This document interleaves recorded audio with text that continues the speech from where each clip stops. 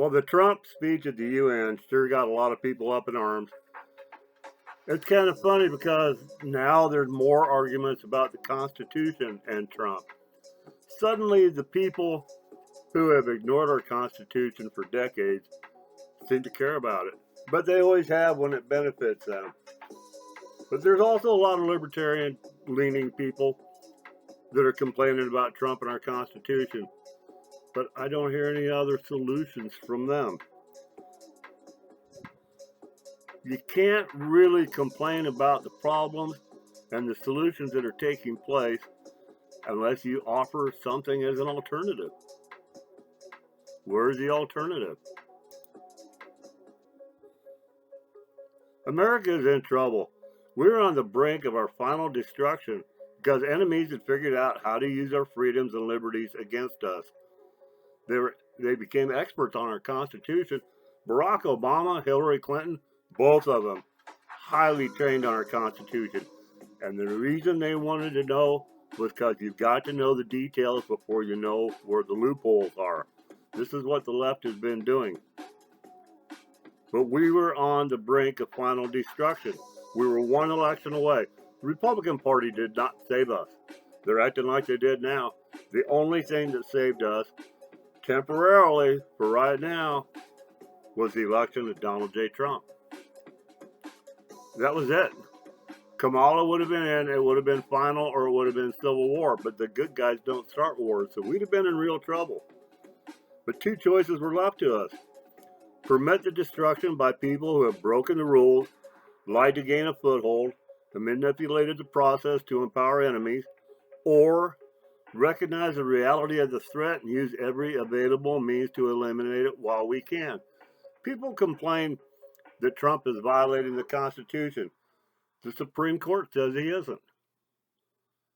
Everything that Trump has done that has been hotly contested by the Democrats, the left, the globalists, that has gone to the Supreme Court, Trump has been supported on every major issue. But times have become desperate. Desperate times require desperate measures. Yes, Trump is doing some actions that challenge our Constitution. That is healthy. That's why we have our Constitution. That's why our founders made it so that it can be changed and adapted. That's why they try to write it in the most simple form.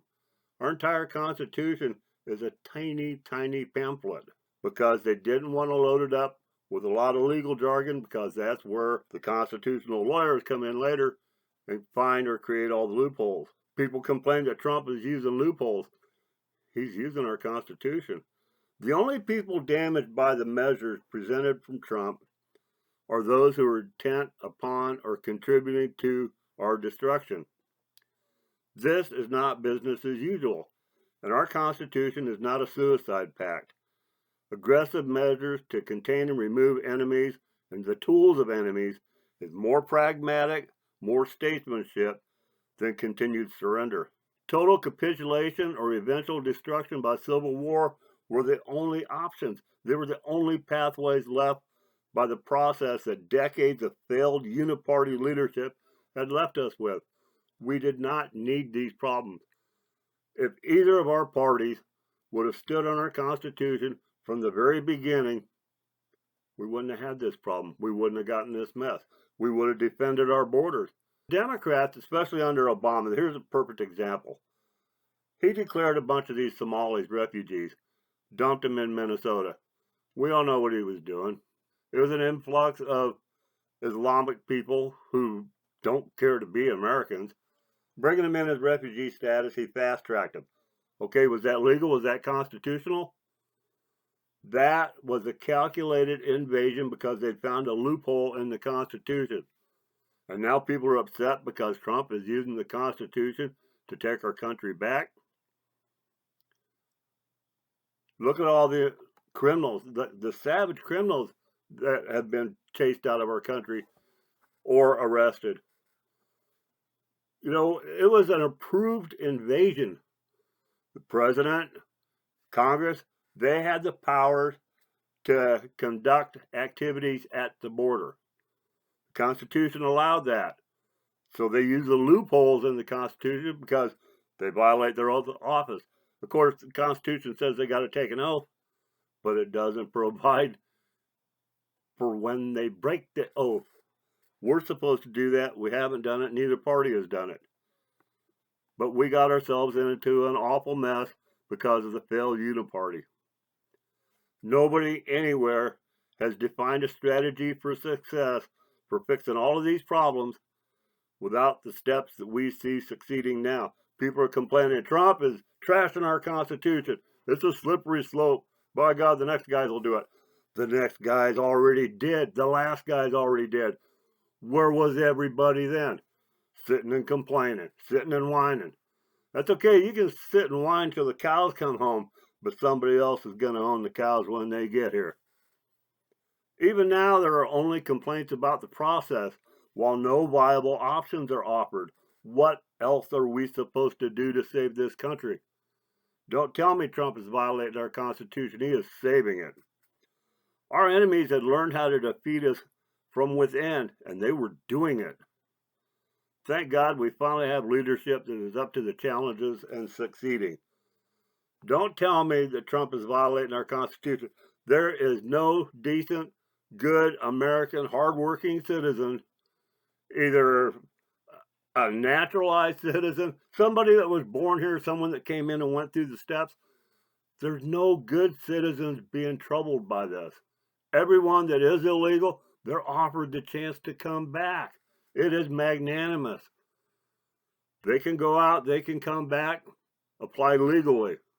Take the same steps as all the good people have done all along. But don't tell me Trump is violating our Constitution, because we were about to lose all of it. This is like if you have two football teams on the field and one of them is breaking all the rules and the refs are looking the other way. That's Congress, the referees. They just keep looking the other way. And the administrations we've had, they look the other way. And then you've got the other teams that, I will not violate the rules. Well, hell, they're going to get spanked, and everybody knows it. You get killed on the field when you say that you have to follow every rule, but you don't care if the other team does. They can do whatever they want. That's the situation we were in. As I said, thank God we finally have leadership that is up to the challenges and succeeding, because no one else has given a viable, realistic solution, any type of strategy that would get us out of the mess we were in. Trump has done it. It's a tough world. You can't always just believe that there's some kind of utopia where everyone someday suddenly going to get their heads together and realize it, give a good kumbaya hug, and all sit down together and live happily ever after. That doesn't happen. Remember, Trump is looking at the turmoil over in Europe. He's got a global perspective. Europe is exploding. Think about this. There have been two great world wars that we call, in our time in history, we call them world wars. Neither one of them started here. They started in Europe. We got pulled into them. They started in Europe. Right now, there's another one starting in Europe. Can't people see that? We were going to have people who are basically enemies of the country leading this country as the threat of World War III develops. Right now, there is nothing on the horizon that is going to dial back the tensions in Europe, Australia, or America. The people who are working against us want all of the West to be ungovernable. That's why they're working against Trump so much. That's why the teachers' unions, National Education Association, and all these labor unions are setting up for this October 18th protest, nationwide protest that they called for after the death of Charlie Kirk. That's your teachers, the people who are teaching your kids, that are behind this. Them and the labor unions. Taxpayers are actually funding these protests against America. But these people are not going to back down. They are not going to quit. They're taking it up a notch. It is all escalating. While we mourn Charlie Kirk, they figure that's a victory and they're hungry for another one and they're going to go get it. The violence from them is not done. Nobody else is any safer because Charlie Kirk got assassinated. No one else is any safer. Everyone else is more in danger because they feel it is a success. The guy who got arrested for it, he's a proud soldier. He considers himself a prisoner of war, and they do too. He took one for the team. He is their martyr. He is their hero. They're not going to say it in public, but they're celebrating what he did. What does that say about what they think of him? They're all for what he did. There is no peaceful solution to what is going on right now. Keep your eyes on Europe because it is exploding. Denmark has had very violent riots. Yesterday they were on fire. Paris has had fires, riots in the street. Europe has always drug us into the world wars. You can say what you want about Trump policy. Trump's not going to let it happen. Trump doesn't have control over all those other countries. He doesn't have control over Putin. We've seen that. How many times has he ordered that war to stop? Hoping and praying someone would listen because Trump knows where this is going. Trump is trying to contain Xi over there in China because he knows where this is going. Xi and Putin are united. Putin is causing more turmoil to add to the flames that are already burning in Europe. Something had to be done to get America back on its feet to prepare us for what is coming. Because we don't know right now, but history does. History has shown us what happens.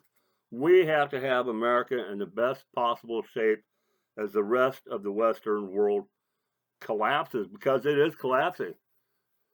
Ireland, the UK, France, the Netherlands, Poland, Hungary, these people are having protests. They are upset. They are mad. The immigrants, the people who have caused all these problems, or these people who have been a tool used to help create these problems, because it's the globalist socialists that are behind this, the one world government, the new world order people. They're behind it. They're the ones using all of these people. But it doesn't matter who is using them when they're shooting bullets through your front door, when they're burning down buildings in your city. Trump sees all this. He made it very clear at the UN that they're useless and he's been doing their job for them.